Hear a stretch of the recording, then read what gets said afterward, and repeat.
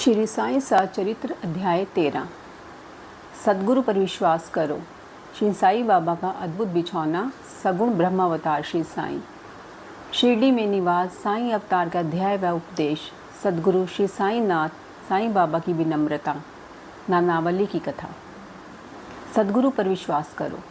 श्री साईं बाबा का सदा ही प्रेम से स्मरण करो, क्योंकि वे सदैव दूसरों के कल्याण के लिए तत्पर तथा आत्मा में लीन रहते थे। उनका स्मरण करना ही जीवन और मृत्यु की पहेली को हल करना है। जब तक इंद्रियां बलवान है, क्षण क्षण इस साधना को आचरण में लाना चाहिए। अन्य सब देवी देवता तो भ्रमित करने वाले हैं, केवल गुरु ही ईश्वर है। हमें उनके ही पवित्र चरण कमलों में श्रद्धा रखनी चाहिए। वे तो हर इंसान के भाग्य विधाता और प्रेममय प्रभु हैं। अनन्य भाव से उनकी सेवा करने वाले भवसागर से निश्चय ही मुक्त हो जाएंगे। न्याय अथवा मीमांसा या दर्शन शास्त्र पढ़ने की भी कोई आवश्यकता नहीं है। जिस प्रकार नदी या समुद्र पार करते समय नाविक पर विश्वास रखते हैं, उसी प्रकार का विश्वास हमें भवसागर से पार होने के लिए सद्गुरु पर करना चाहिए। श्री साईं बाबा का अद्भुत बिछौना। श्री नाना साहेब डेंगले 4 हाथ लंबा और हथेली भर चौड़ा लकड़ी का एक तख्ता श्री साईं बाबा के शयन के लिए लाए।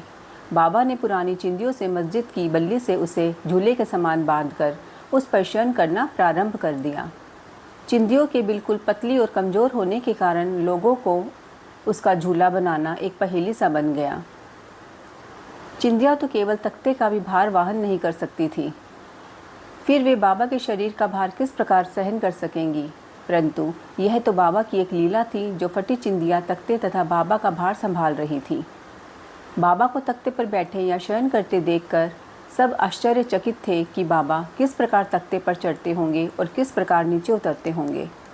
परंतु यह समझने में कोई भी सफल न हो सका और इस रहस्य को जानने के लिए भीड़ उत्तरोत्तर बढ़ने लगी।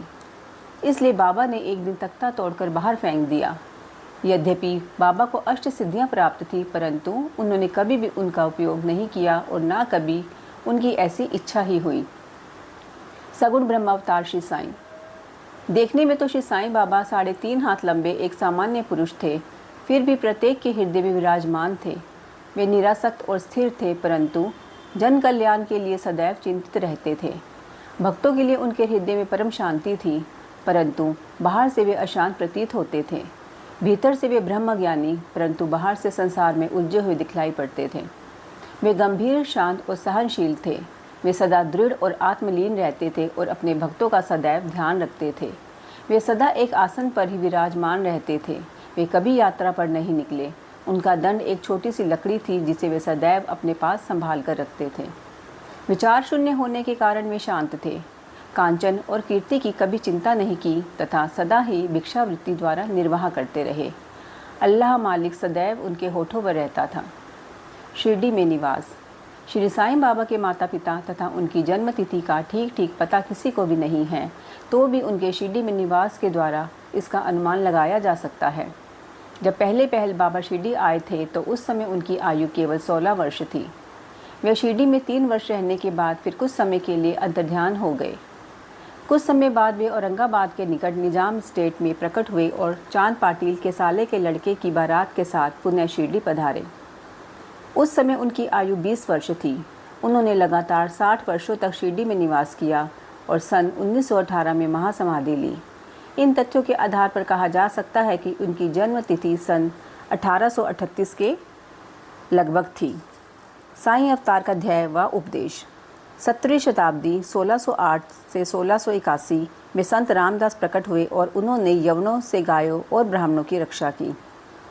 परंतु 2 शताब्दियों के बाद हिंदुओं और मुसलमानों में वैर भाव बढ़ गया और इसे दूर करने के लिए ही श्री साईं बाबा प्रकट हुए।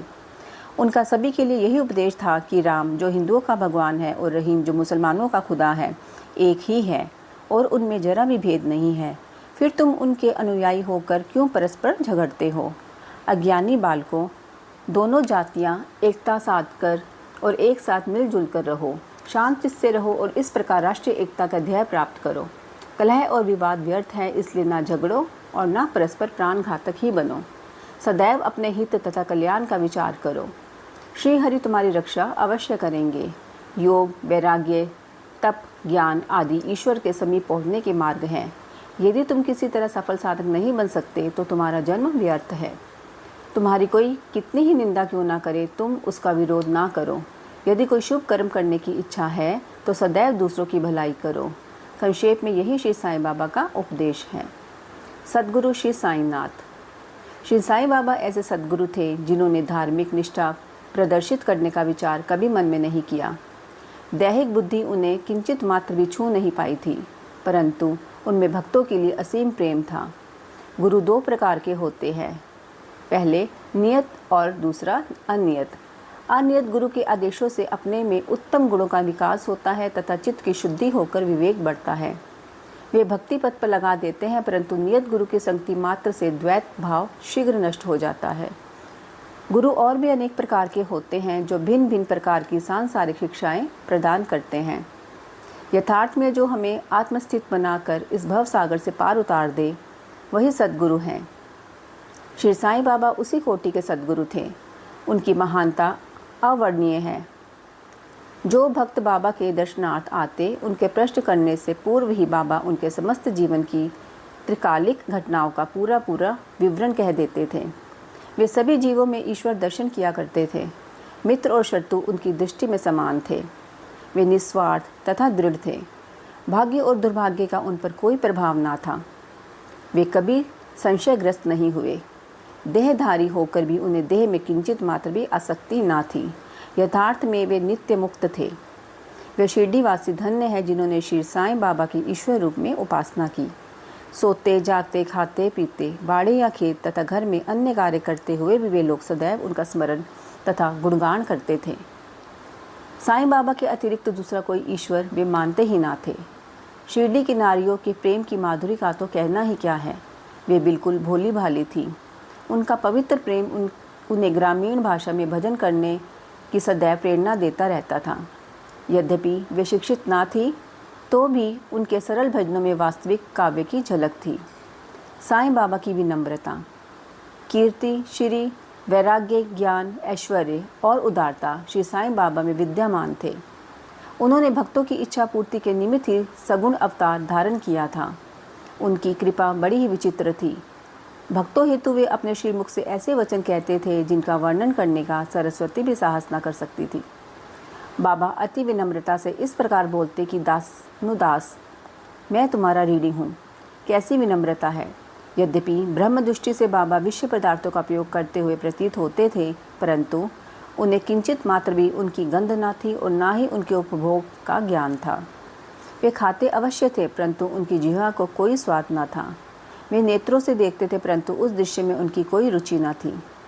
काम के संबंध में वे हनुमान के समान अखंड ब्रह्मचारी थे। उन्हें किसी पदार्थ में आसक्ति नहीं थी।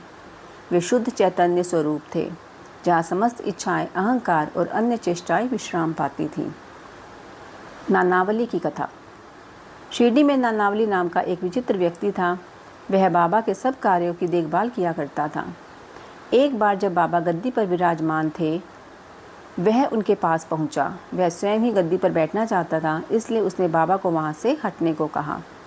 बाबा ने तुरंत गद्दी छोड़ दी और तब नानावली वहां विराजमान हो गया। थोड़ी देर बाद बैठकर वह उठा और बाबा को अपना स्थान ग्रहण करने को कहा। बाबा पुनः आसन पर बैठ गए। यह देखकर नानावली उनके चरणों पर गिर पड़ा। इस प्रकार अनायास ही आज्ञा दिए जाने और वहां से उठाए जाने के कारण बाबा में किंचित मात्र भी अप्रसन्नता की झलक ना थी। नानावली श्री साईं को काका कहता था।